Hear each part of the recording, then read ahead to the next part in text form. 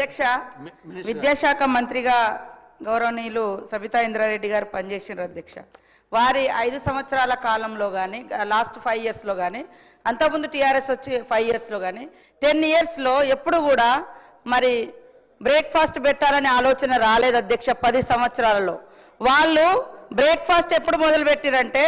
October 6వ తారీఖు నాడు మొదలు పెట్టిరు అధ్యక్ష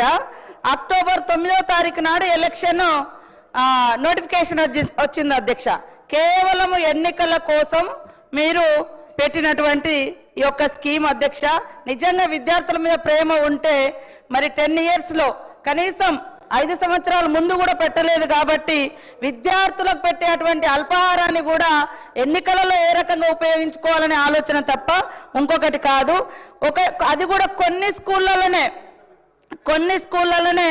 ఈ యొక్క అల్పాహారం స్కీము అది కూడా అక్టోబర్ 6వ తారీఖు నాడు ప్రారంభిస్తే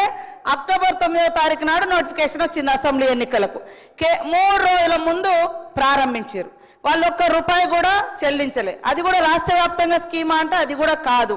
ఆ 3.5 కోట్లు కూడా బిల్స్ పెండింగ్ ఉంటే మన ప్రభుత్వం వచ్చిన తర్వాతనే క్లియర్ చేయడం జరిగింది అధ్యక్ష ఇంకొకటి ఎంతసేపు టిఆర్ఎస్ వాళ్ళకు బాగా అలవాటు ఆత్మస్థుతి పరనింద మేము చాలా గొప్పగా చేసినాం 10 ఏళ్ళు మీరు ఏం చేసిరో విద్యార్థులకు తెలుసు టీచర్స్కి తెలుసు పిల్లలకు తెలుసు తల్లిదండ్రులకు తెలుసు ఇవాళ ఎక్కడికో ఎందుకు మీరు విద్యాశాఖ మంత్రిగా ఉండి షేర్లింగంపల్లి గౌల్దొడ్డి అనుకుంటా స్కూల్కు సాక్షాత్తు కేసీఆర్ గారి మనుమడు హిమాన్స్ను మీరు తోలుకొని పోతే ఆయన ముక్కు మూసుకొని ఏమన్నాడో మీరు అది గుర్తుపెట్టుకోండి అది సరిపోతుంది ఈరోజు గురుకులాలను గ్లోరిఫై చేసి చెప్తున్నారు దానికి పునాది వేసింది కాంగ్రెస్ ప్రభుత్వం అన్నాడు ఇవాళ మీరు విద్యార్థుల సంఖ్యకు అనుగుణంగా స్కూళ్ళని పెంచారు తప్ప ఇన్ఫ్రాస్ట్రక్చర్ ఇవ్వలేదు అకామిడేషన్ ఇవ్వలేదు అద్దె భవనాలలో ప్రతి నెల 3 లక్షలు ఇప్పటికి కూడా కట్టుకోవాల్సినటువంటి పరిస్థితి ఇవన్నిటిని పరిష్కరించడం కోసం ఇవాళ ఇంటిగ్రేటెడ్ స్కూల్స్ను కూడా తీసుకొస్తుంటే పదే మీరు ఇది చేయలేదు మీరు 10 ఏళ్ళు చేయలేదు మేము 10-12 నెలలల్లా సర్దుకొని ఒక్కొక్కటి చేస్తున్నాం ఆర్థిక ఇబ్బందులల్లా కానీ మీరు 10 ఏళ్ళు ధనిక రాష్ట్రం బంగారు తెలంగాణలో మరి పిల్లల భవిష్యత్తును బంగారం లాగా ఎందుకు మార్చలేదని నేను ఈ సందర్భంగా అడుగుతా ఉన్నా అధ్యక్ష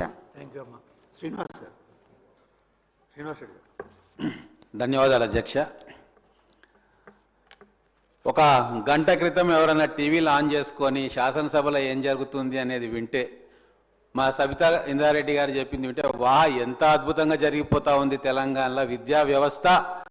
పూర్తిగా బ్రహ్మాండంగా ఉంది అని చెప్పి అనుకునే ప్రమాదం ఉంది అధ్యక్ష కానీ వాస్తవం ఏంది అధ్యక్ష మా మిత్రులు విద్యార్థి నాయకులు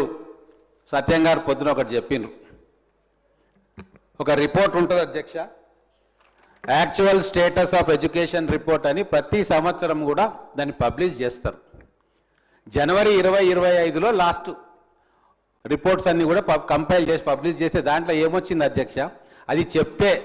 సిగ్గుతో తల వంచుకోవాలి ప్రతిపక్ష నాయకులు విద్యా వ్యవస్థను 10 ఏళ్ళు నడిపిన వాళ్ళు ఏముందంటే దాంట్లో 53% పిల్లలకి 8వ తరగతి చదువుతున్న పిల్లవాళ్లకు 2వ తరగతి పుస్తకాన్ని చదవనీకే రావట్లేదు అని చెప్పి ఆ రిపోర్ట్లో ఉంది అధ్యక్ష ఇక అంతకంటే ఏం తార్కాణం కావాలి అధ్యక్ష 10 సంవత్సరాల వాళ్ళ పాలనలో ఇంత దారుణంగా విద్యా వ్యవస్థ తయారైతుంటే ఇంకా మేము చాలా చేసినాం ఇంకా అని చెప్పి చెప్పడం అనేది చాలా దారుణం అధ్యక్ష ఏమీ చేయలేదు కాబట్టే ఈరోజు ఇక్కడ మా ప్రభుత్వం వచ్చిన తర్వాత ఎన్నో విప్లవాత్మకమైన మార్పులకు శ్రీకారం చుట్టుంది అధ్యక్ష ఒక మాట చెప్పదలుచుకున్నాం మనకు స్వాతంత్రం వచ్చిన తర్వాత మన మొదటి ప్రధానమంత్రి జవహర్లాల్ నెహ్రూ గారు